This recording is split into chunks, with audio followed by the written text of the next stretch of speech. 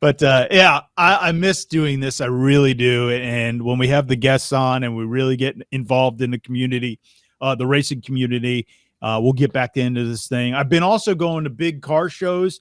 I got my one of my friends is a guy named Bruce who runs Caffeine and Octane, Hmm. which has been really cool.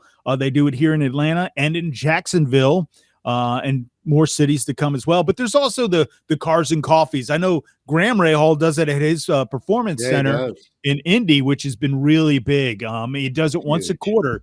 Yeah, so you got to go check him out. And I saw him on his Sebring practice that they did the testing, and he Yeah. said he had a wonderful test down in Sebring with the IndyCar series. So that'll be pretty cool to see. I think that's a series to watch as well. Some big names are now back over there, which is, I think, a nice element to it. You know, we talked about Jimmy Johnson last year and seeing him in there and doing Yeah. the just doing the road courses and stuff.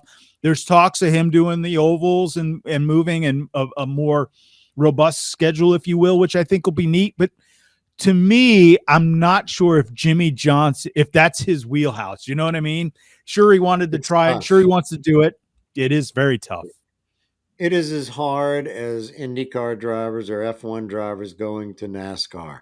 These are specialty sports, right? And there is nothing easy about NASCAR and being able to navigate something, a car of that weight, whether it be a short track or whether it's a restrictor plate track. It's something entirely different for an F1 driver to climb in a car like that. Now, the argument is a racing driver is a racing driver and should be able to drive anything. But if you've been driving NASCAR all of your life, making that switch to an Indy car, it's different than going from NASCAR to, let's say, one of the prototypes in an endurance racing. It is different. But if you'll notice, a lot of the IndyCar drivers and a lot of the second, not second tier F1, but F2 drivers, they're jumping into IndyCar, and you may see a few people moving into NASCAR that have IndyCar teams, things like that. Andretti, will he come back in and do anything with NASCAR if the deal is right? It's sort of like Penske, it's the supercars down in Australia. If the deal is Right. right, Yeah, and sure. he's the one heading up the Porsche LMDH program. That's done under Penske. But it's very difficult to go from one discipline to another and be really good at it. Now, it should have benefited Johnson to have run last year and know what he's up against.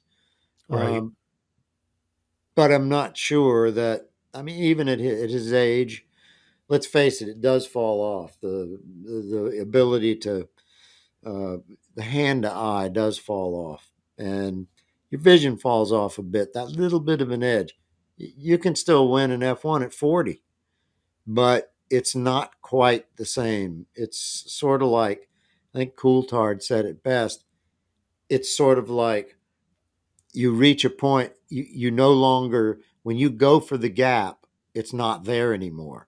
When you Yeah. were younger, you were close enough to have made that gap work. And it's a very slow process, but it's a little different than riding a bike or shooting in hand to eye. When you climb back in, I mean, it doesn't take very long to get the feeling back.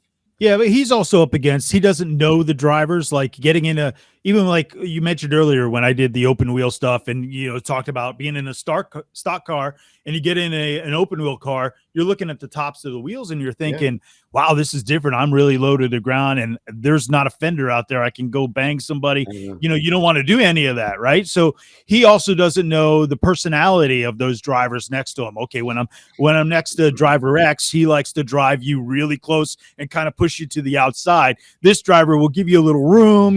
He doesn't know those ins and outs yet, and well, he's probably a little nervous. this year he probably should know more Oh, he than he better did know it. last year. Yeah. And I mean, hopefully that'll be to his benefit. Yeah. But you've got IndyCar is going to be changing here again. And, when it does, let's see what formula they come up with. But with Jimmy Johnson, it's good that he's there. Let's put it that way. Oh, I agree. I Whether he's agree. running in last place and he's trying, I mean, it'll be totally up to him what he wants to do. I He's was got also confidence in himself. Yeah, well, that's half the battle right there. That If you don't is have the confidence going into it, you're not going to perform very well. I no. am also impressed with Tony Stewart taking on the NHRA with his team and Leah Pritchett, or I should say Stewart now. They got married, driving for him, which is really cool for Stewart to be a part of that as well. It was Yeah. nice to see him on the broadcast and being over there. So that'll be pretty neat to watch. And you know, the Stewart Haas racing in NASCAR and in Haas, obviously in Formula One, which I was hoping by now they'd be a little bit better. Well, it's But like Steiner said, the team principal. He said we didn't do anything to the car last year. We know what was the point. We started working on the new car. And Yeah, that was the right thing to do. So we really don't know what the Haas cars are going to be capable of. They could be a midfield team, but then again, you've got Mazepin, who never came to grips with that particular car last year. And then you've got Schumacher, yeah, who's slightly better, but you really don't know what these guys can do. It's not, these cars were worse than what Minardi was back in the day.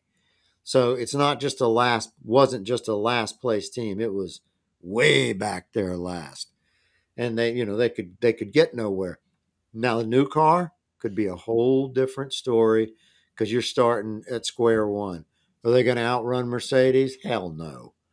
But if they can get themselves into midfield, then they've proven something.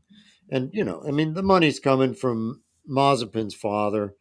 Yeah, it's an American team, but I think Gene would probably get out of it at this point completely, unless they really perform this year.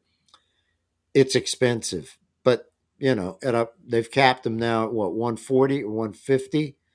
Some I think it's one. I think it's actually 140, and then they have a crash damage allowance for the sprint races, which was so much money.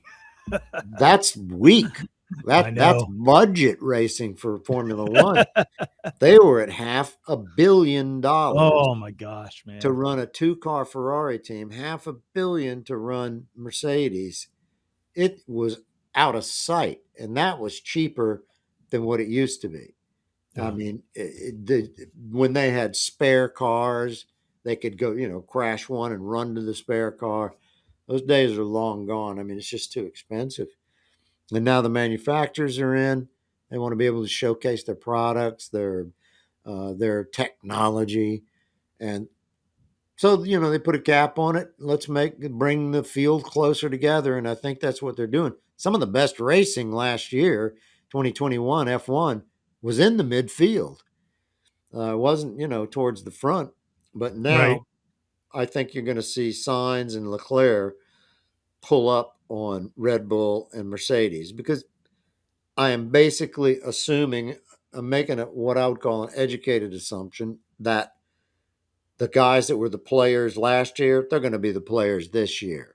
They Yeah, weren't, they weren't there for no reason. But now you got Ferrari with a brand new car. Nobody should rule Signs out. Nobody should rule Leclerc out. Lando Norris with Mercedes, the McLaren with Mercedes power. You shouldn't rule any of these guys out. I think some of the midfield teams are going to take wins. I don't know that they'll win any world championships. I don't see, I don't see Aston Martin coming up and winning a world championship. But in the next year of development or 2 years of development, they may be in a position to do just that.